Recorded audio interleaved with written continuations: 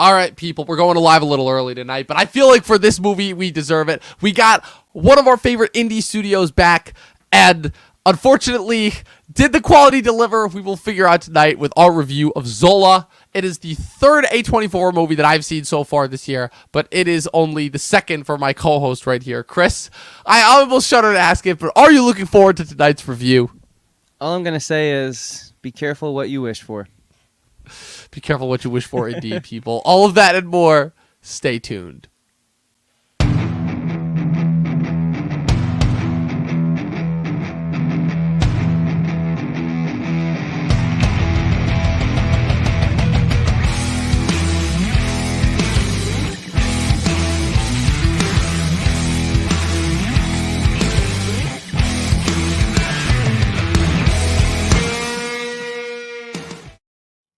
Man, I didn't know bouncing off Fast and Furious was going to be so hard. What's going on tonight, people? We're back. It's the next episode of the Talkin TV podcast. We hope you all had an excellent 4th of July. It's July, as we know. We're past the halfway point. We're into the second half of the year. 2021 is halfway over. That is absolutely insane, Chris. What do you have to say to that, first and foremost? Like, I remember where we were a year ago, and it was not in such a bright, happy spot. It was the middle of the pandemic. Like, what do you have to say as far as how far we've come just personally? No, it feels great to be where we are, getting back out there, and I just hope we continue along this path, man. Because, I mean, we found a way to not only keep the podcast going, but also I feel just mentally, maybe you and I are both a little more. I mean, look, we made the most of the pandemic. If anyone did, it was us. But, you know, I'm glad that we're not in it anymore.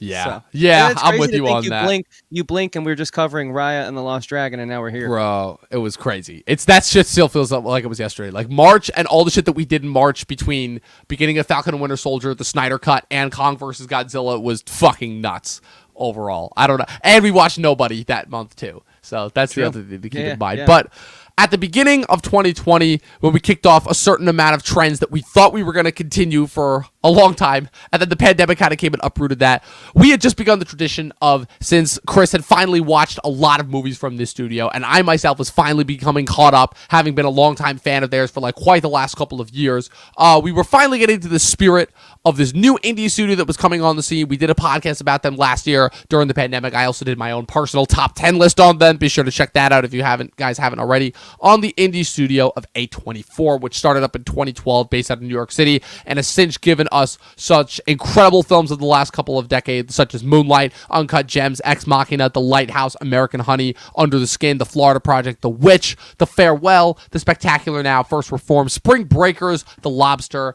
Disaster Artist, and last year's Minari and On the Rocks, to name a few, ultimately. So it's safe to say this studio has ultimately kept alive that spirit of cinema that we personally have talked about has been missing for so much of the second half of the decade. And despite the fact that they were only able to get out 2 installments during the pandemic, really, that being Minari and On the Rocks for Apple TV Plus, they've since so far made their comeback this year, having released 3 major films so far. Earlier this year, Saint Maud, and later, about a month ago, Hulu's False Positive.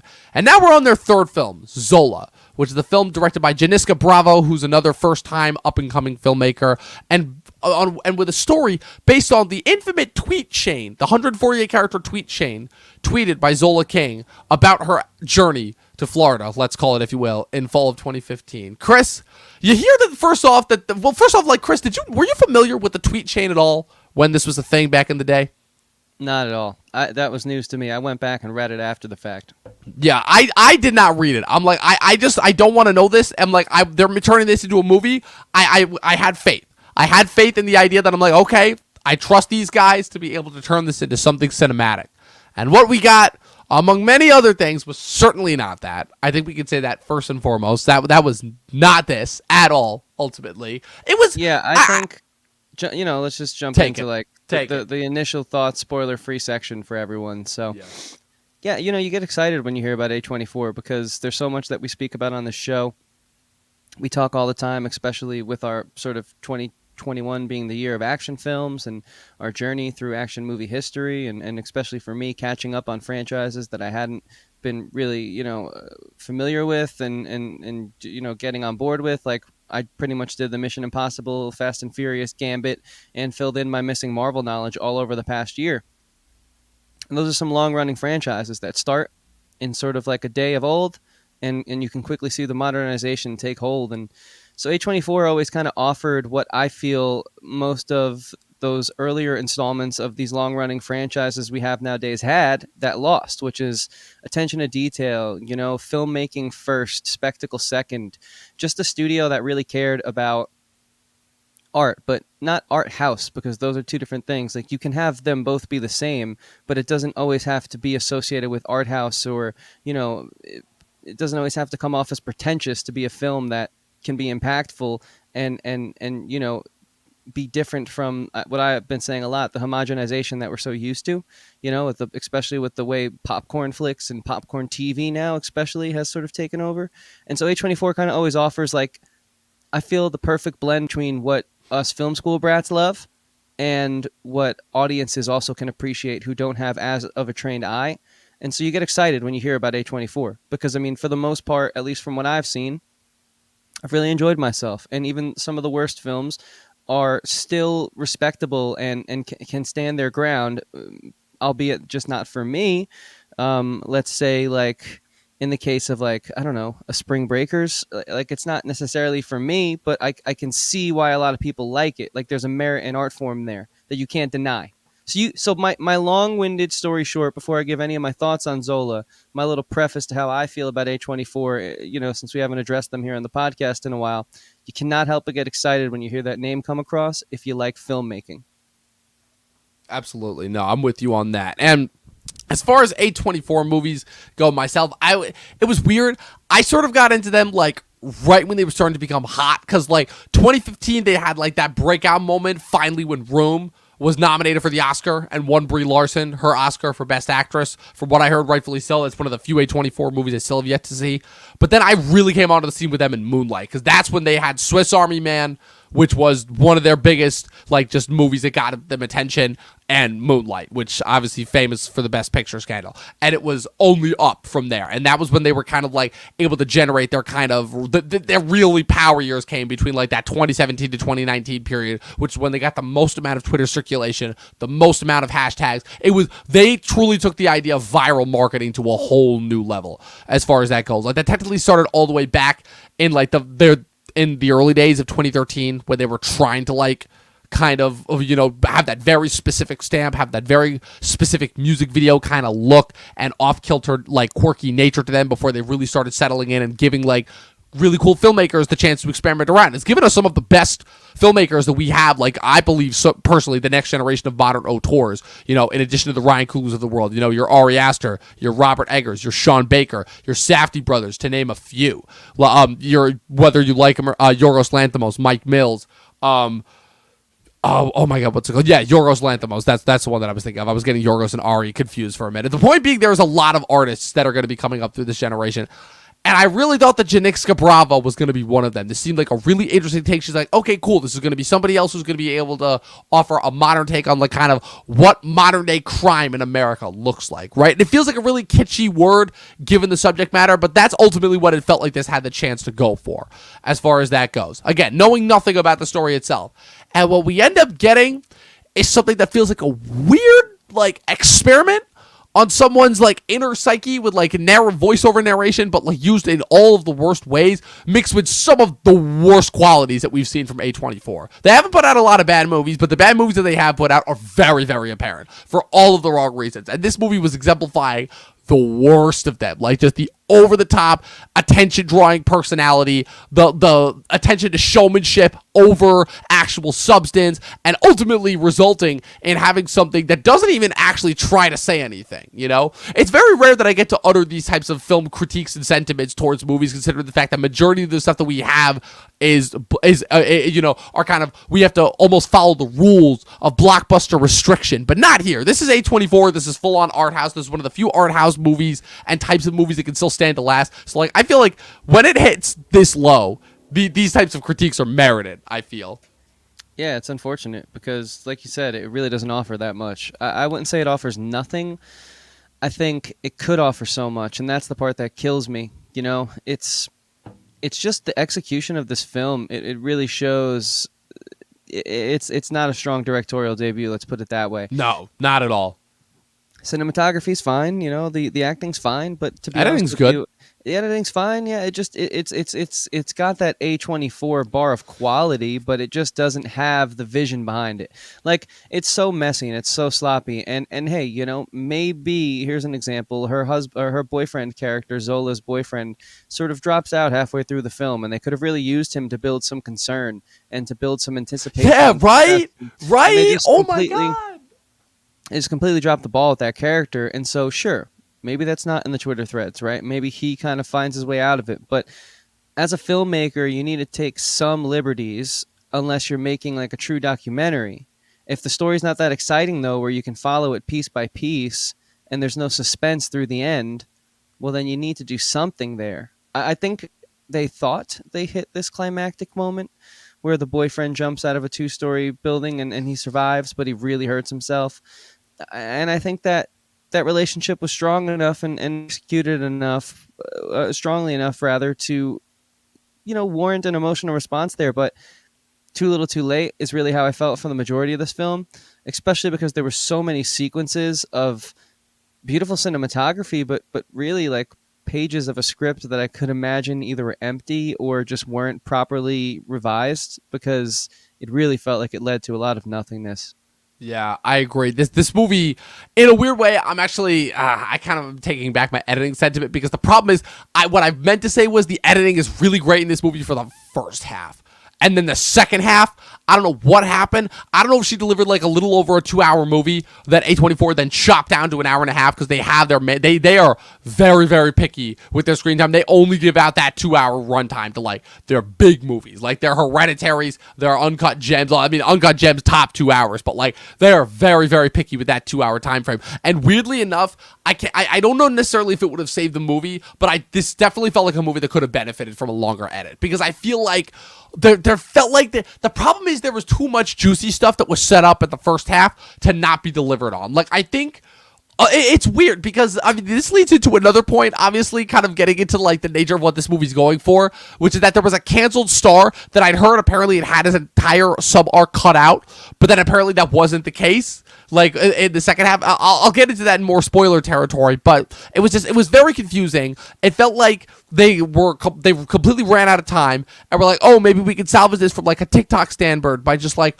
throwing in a bunch of like sound cues at the end. Like, in a weird way, like the sound was really brilliantly utilized for the first half. Like, as far as like using I feel like the various emoji noises as like the backdrop to show her like distancing from the rest of society. Like, all of that stuff is really interesting and really subliminal, and that's what makes me be willing to give this just a little bit more credit than maybe it would have initially deserved. But it's just the second half is when it all goes away, and it just becomes like random nonsensical drops, and oh, we got to pay this off of the worst line, and oh, we got to have some sort of excitement to throw in there, and oh, how are we gonna we're just gonna end it. Like, I this is the latest in a couple movies that I've been seeing in the last couple of years that just decide to just not have an ending, and I'm like, no, stop with that trend. That is a bad trend that needs to stop, because it's just annoying and unfulfilling as far as that goes. Yeah, not a good plan, but and I think there's a very if you guys know our podcast, there is something to be said there that the Marvel quote can be used to sort of thwart the efforts of this film. Really? This film in particular. I said at the beginning, I said, careful what you wish for. Like, I wanted more A24. I wanted to get back to my art house realm. I wanted to appreciate good filmmaking. And you know what? I think that there's the saying, don't judge a book by its cover. But then I also think, like, every time a professional athlete, like, let's use baseball, every time they step up to bat, it doesn't matter how great they are, they need to make contact again. They need to hit that home run again. And you can't just assume that they will. And I think I learned a good lesson, honestly, from this film.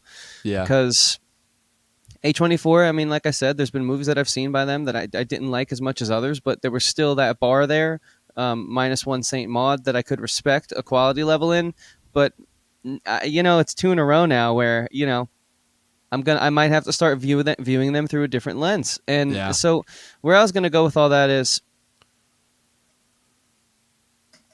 I agree with you when you say that the first half had something to offer, although I don't think it had as much to offer as maybe you're saying it did.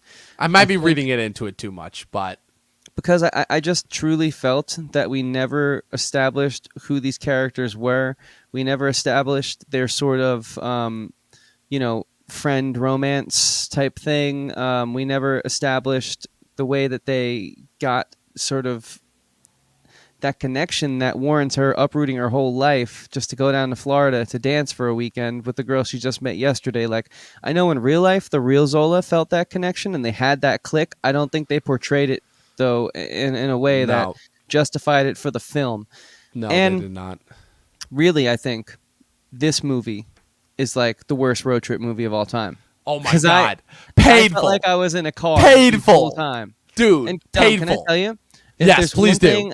If there's one thing I hate more than the majority of social media, it's TikTok and Vine videos. Bro. I do not find those entertaining.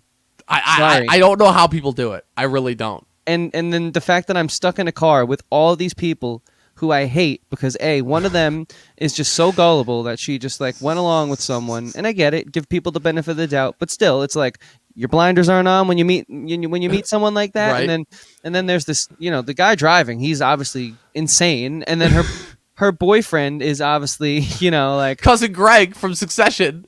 Poor guy. I mean, he's just in his own world, and literally. He's also insane, and it's like it's just like the worst road trip I've ever been on, and I wasn't even there.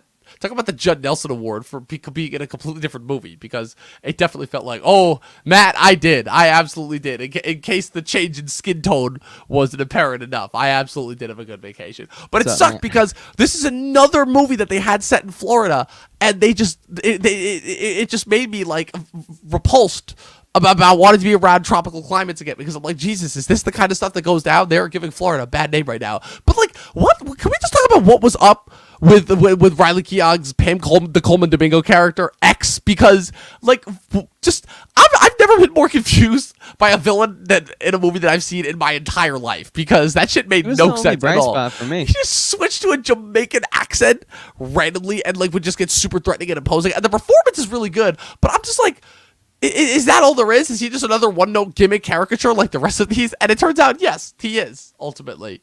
Yeah, ultimately he is, but I mean, his performance was pretty good. Yeah.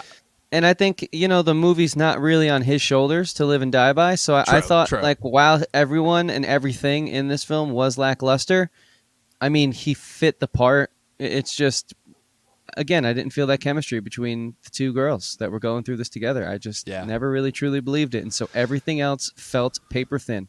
Yeah, I agree, ultimately. It's kind of sad. There's really like not too much else to talk about with this movie, because that's unfortunately pretty much all that happens in it. There's one moment of saviorism where Taylor Page just like starts, and it's weird because I feel like it's like earlier than the point that you would expect it to happen in like a more traditional movie, but like it still happens enough when it's satisfying. The whole thing is she immediately realizes that something's up and starts yelling at her after the pimp. Also, he's literally called X because his name is never said. Just yelled at her in a Jamaican accent again and threatened her. And so she's in the room and is like, yo, what are you up to? And Riley Keough gives her that bullshit about her baby. And then the boyfriend stupidly reveals later on that like she's done this with other girls. I'm like, bro, nothing is stopping you from walking out of this apartment. Like, Uber is a thing. And I know that he says that like he knows where she lives, but like at the same time I'm like, bruh, if he shows up, like, call the police on him. Just like the gaps in logic that go into this, where it's like, okay, this is where the based on a true story really starts to hurt this, not help it. Because like I can't get my grasp on it. Ultimately, I can't. I don't know. I think if I was in that situation, I'd be scared. These people have guns and they're walking around. And I think that's a perspective. I mean, I can see what you're saying, but that's also a perspective I don't necessily want to try and look. You know what it is? I would never have that experience, but.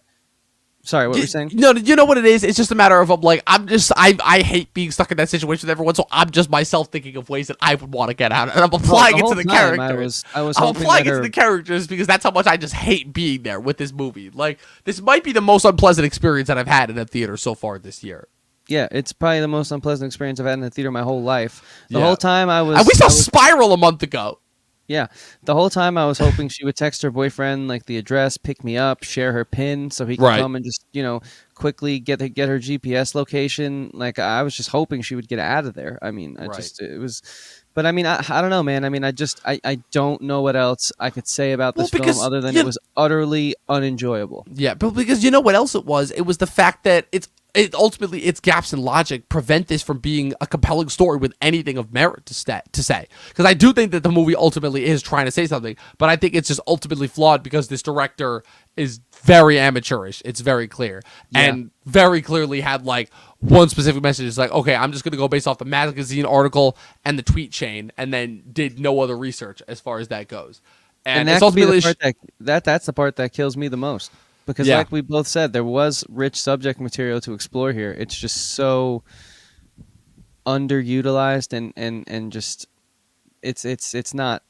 I don't think her journey and what she went through, the actual person of Zola that lives and walks, around like we do, I don't think.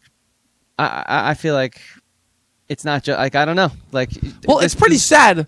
It's pretty sad because this type of journey we've seen done before by A24. It hasn't been done well is the problem, but it has been done before earlier with like one of their earlier movies, The Bling Ring, which I think is a perfect segue into our next section where we talk about how this compares to the rest of A24's filmography. But before you guys do that, be sure to leave your comments in the section below. What are your thoughts on Zola if you have seen it before? And be sure to also click the subscribe button to this video and follow us on all our social media profiles. Talkin TV Podcast on Facebook, Instagram, and Letterboxd. Now we're adding that too. So Chris, we've seen a decent amount of A24 movies, both of us. A24 definitely is very familiar with their style. It works well for them, usually 9 times out of 10. But on that 10th one, they do have a miss. And they've got a fair amount of misses on their table. So I wanted to talk about kind of how the A24 segmentation in this movie, or the A24 kind of stylism in this movie, how did that go so wrong as far as that goes?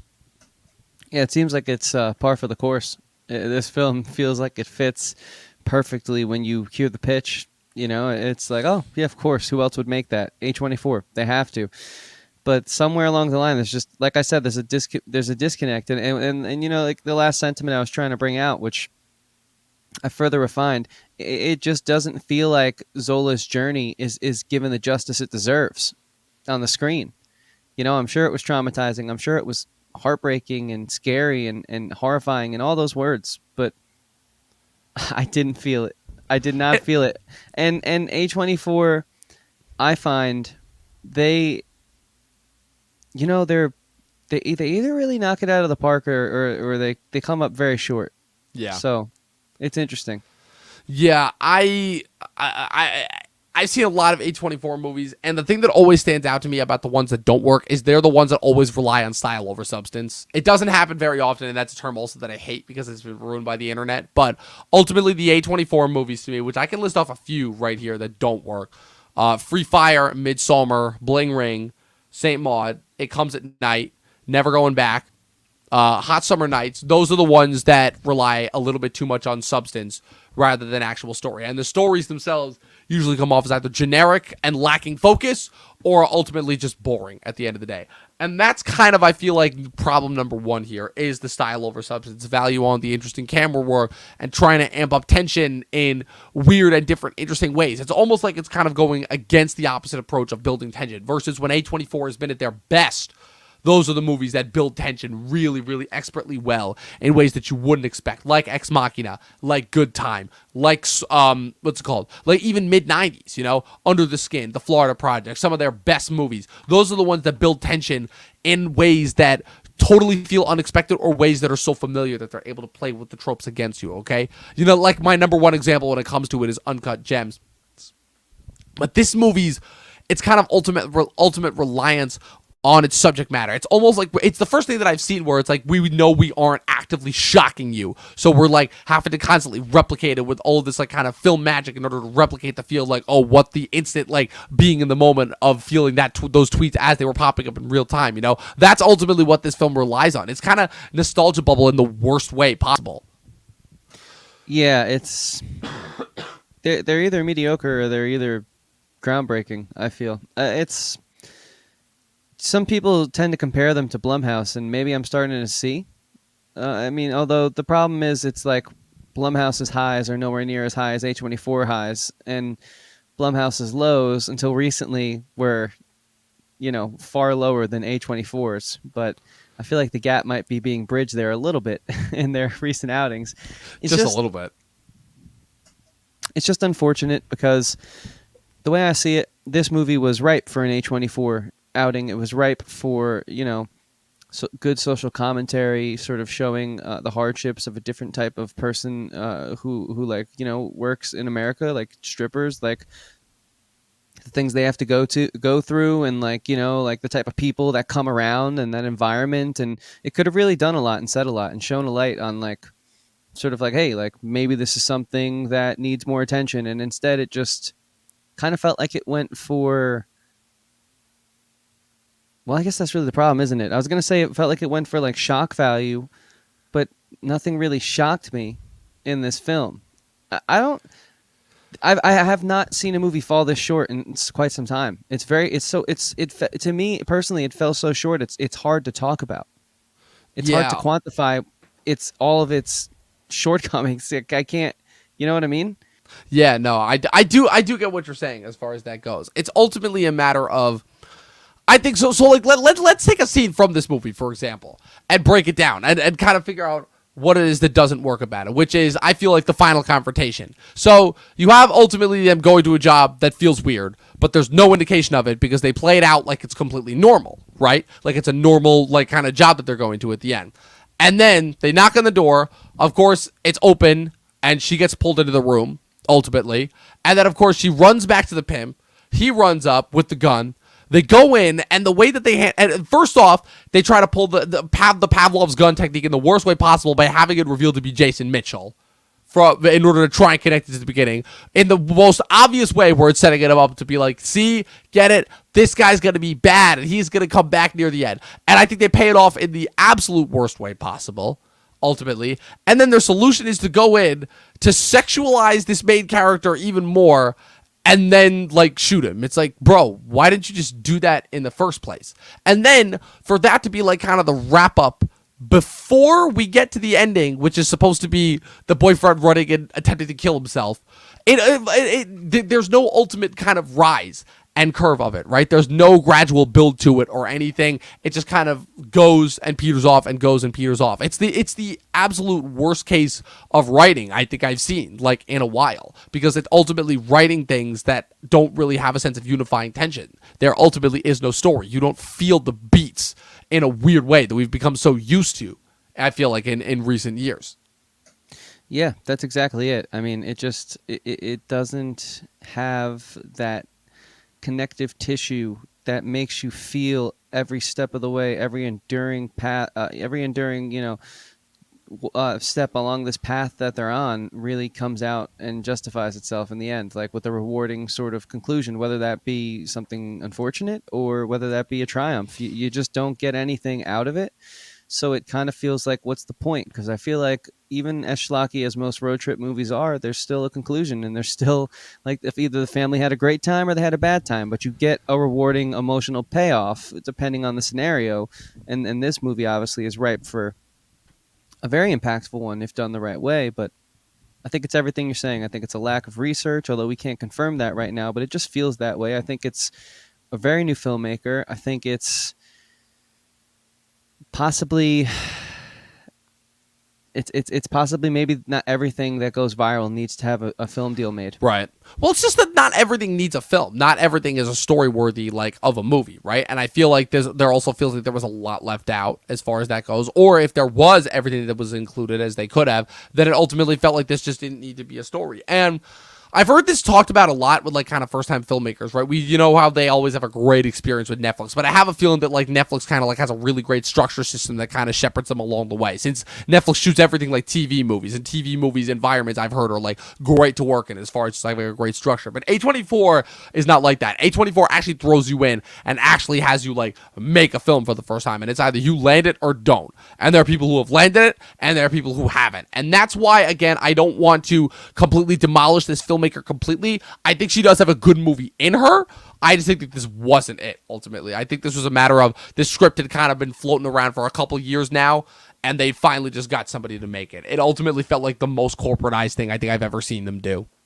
Oh yeah, I'm totally cool with giving someone the benefit of the doubt, and especially a young filmmaker. Look, I can't imagine how hard it is to direct your first movie. So yeah, I'm like, if she makes another film, I'll check it out. But if that one feels similar to this one, there's only so much time in a day, and so it clearly doesn't take her to a place of good standing, I think, with most people having this be her directorial debut. But again, like I said, I feel like I'm one of the more open-minded critics. Like I tend to appreciate and am patient with artists as they come into their own. So yeah, I get what you're saying, but this is by far one of the worst directorial debuts I've seen in quite some time. I also have to say that. Yeah, it's bad, ultimately. So I feel like that's all that we have to say as far as its comparison to the rest of A24's canon. In conclusion, it's not one of their best. Ultimately, it really isn't. Star ratings? Well, first off, we have one more thing to do, ultimately, before we get out of here. But what did you guys think? Yeah, but what did you guys think of... how do you think this compares to the rest of A24's canon? Whatever your thoughts are, make sure you leave them in the comment section below. Click the subscribe button and also follow us on our social medias at Talkin TV Podcast, Facebook, Instagram, and Letterboxd. Chris, so we have one more topic to bring up, begrudgingly, thankfully, which is, does this need to be a movie? Like, I'm struggling to kind of find out if this would have worked even as a TV series, and I was thinking really long and hard, but I think I found something. I'm like, look, everyone wants to be, everyone wants to like make shorter and shorter form content, right? So what if they made this just like as a mock series of Vine videos? Like if they did like an impersonation rather than like an actual performance and made this as a series of Vine videos, because that's, I think, the quality that that this film deserves ultimately. After what it put us through is a Vine parody. It doesn't even deserve to be Vine parody quality. Yeah, I mean it's. And then I realized that Vine doesn't exist. And I realized that Vine doesn't exist, so I realized that I actually meant to say TikTok. Right, well, they're showing my thing. age right there. They're the same thing. Now listen, I kind of just already addressed this, but I'll just say it again in case you didn't hear me. Not everything needs to be a movie. This proved it. You know, it's like, I can't wait to see how many terrible scripts are written about the GameStop thing. Hollywood sold 9 scripts. Now, while I do think that needs to be a movie, that's a different situation, but it shares a similar sentiment where I don't think we need 9 movies about that. So we'll see. I mean, look, that is going to be... not all of them are going to be good. That scenario is going to sort of play into what we were sort of hinting at with this one, although, again, we can't confirm that she may have not done as much research as we think, but...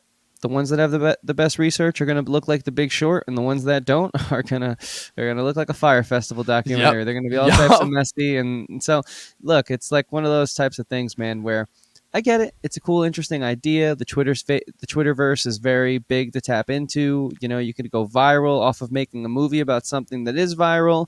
She's a young filmmaker, so she's of the age that we're different. We watch 30-second videos instead of like for hours instead of watching like hour-long TV shows. Like we're different, so it makes sense. I hope that this is a lesson in reflection. Have the idea and then let it simmer and ask yourself in 2 weeks, okay, does this have legs to stand on after all? I think the lesson, if anything, to take away from this movie is don't make a movie that's based on a story that's from 5 years ago. Like, I get it. This shit is hard to capture in real time. But, like, that's why documentaries are a thing at the end of the day. Like, if this story was worth telling, you easily could have turned this into, like, a documentary that you could have released in, like, 2016, 2017, just that it's recent ultimately. Like, the thing that I found is that stories on the internet, they just don't have the ageability, like age-wise, as like previous real-life events that have been turned into stories. And it's like the most recent thing where it's like, okay, do something fictional or at least try to add like a little bit of spice to it, And this just did not have that ultimately. So I feel like if that's my one contribution that I can throw in there, that's really all that I have. So now do you want to do star ratings? It did not need to be a movie. It really didn't ultimately. So now do you want to do star ratings? I would love to. Yes, you lead off. Easy. I am giving this a 0.2 out of 5 stars. Wow. I can't knock like the work and time, and I'm glad that it gave people jobs and especially in a time where, the film industry was obviously not doing the best. Like, I'm glad people got some work either before the pandemic or whenever they shot this, just so they can hopefully survive a little longer. Like, I'm always here for the artist and to support the art. But, man, you're going to have to really win me over on your second film, if you get one. Yeah. Like I said, I would love to see a redemption story. I would love for the real story here to be that she made Zola and then comes back and makes a film so undeniably good that everyone's just rethinks how they judge a directorial debut. Exactly. We'll see if that happens, because I'm sure I'm not the only guy out there with that low of a score, but that is the lowest score I've ever given a movie on this podcast. Damn. And I stand by it 110%. What about you, Dom? That's crazy. I'm not going to go as low as you, I will say. But I will also definitely say that this movie's rating kind of lowered a little bit in my eyes. This was kind of tragic for this to be my return to watching A24 movies in theaters. For this movie that should have by all rights been interesting, kind of be like this really boring, not at all like conclusive, poorly executed kind of puff piece. Or attempted statement piece on what I still have no idea. Don't trust people, I guess, on the internet, I guess, is this movie's takeaway, if I can try to apply any sort of message to it. This movie is unfocused. This movie is a directorial debut gone completely wrong. And this movie is what happens when A24 goes fully unleashed. I'm giving this movie 2.5 out of 5 stars, ultimately. And honestly, the less said, the better. But, Chris... Well, I let you go. Wow, that felt like an outer space sneeze right there. That was actually pretty cool. Yeah. Well, hey, I want to keep my problems away from the chat, man. I don't want my problems to become our chat's problems. Yeah. Speaking of the chat, ultimately, let us know below like what your guys' thoughts are just on A24 in general, because Chris and I are going to do something unprecedented. We're going to break off from the podcast a little bit early, and we're just going to run down our top 10 A24 movies. That's right. We're going to run them off. Just if we want to say something about them, we can. But ultimately, we can just talk about and exemplify the good that the studio has done. Like I said, I've already done this top 10 list, so be sure to check that out if you guys haven't already. And also be sure to check out our solo A24 episode that we did last year, because that was a lot of fun as well. So, Chris, you ready? Let's just go back and forth. Let's just go back and forth. Yeah, starting at 10. So, ready? So, my 10, Under the Skin. Under the Skin? I'm going with High Life. High Life. My number 9, The Florida Project. My number 9 is Climax. All right. My number 8, The Lighthouse. My number 8 is Moonlight. All right. My number 7, American Honey. Oh, okay. My number 7 is The Witch. Ooh. Number 6, Good Time. Nice. That's a good one. My number 6 is Mid-90s. Ooh, good one. My number 5 is Mid-90s. Nice. My number 5 is The Farewell. Hey, good choice. My number 4 is Swiss Army Man. Hell yeah. My number 4 is Under the Silver Lake. Nice. My number 3 is Ex Machina. Awesome. My number 3 is Lady Bird, because how could it not be? Of course. My number 2 is Moonlight. Nice. I was hoping it'd be in there somewhere. Oh, it's high. It's high, dude. It's high. Yeah. And my number 2 is The Lighthouse. Ooh, perfect. And number 1, at the same time. Ready? 3, 2, 1. Uncut Gems. Fucking A. Let's go. Yeah. That's awesome. I figured that would be the case. Dude, that shows you the best that made of the whole studio, podcast ultimately. That made it. We're just rattling it back and forth, ultimately. Guys, you can check that out. This is probably going to be the shortest podcast that we've ever done, but that's okay. It's worth it. We're still here to give you guys quality content, ultimately, at the end of the day. So much planned for you guys coming down the pipeline, by the absolutely. way. You might have to wait a little while, but we have a big weekend at your time of hearing this coming up for a super secret special surprise project. Oh, yes, indeed. We got a lot planned, so I'm just trying to let them know, just because it's short, that doesn't mean anything. That doesn't mean that anything.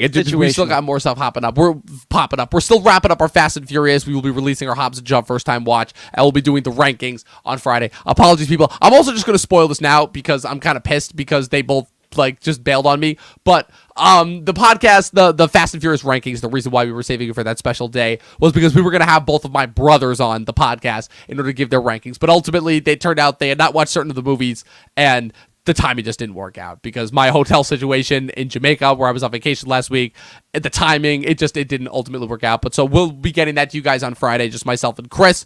That'll be in place of our variety special that we have on Friday. And then, of course, we're getting it, Chris, next week. We've been talking about the MCU all year long in TV form, but we're finally getting them back Monday, people. Black Widow, the MCU is back. And from there, We'll have even more stuff to tide you guys over throughout July and the rest of August, into the rest of the summer, into a couple of things that we've got lined up for you guys in the fall. It's going to be a lot of fun. And Chris, they can follow all of us with where in order to keep up with all this stuff that we've got planned for them?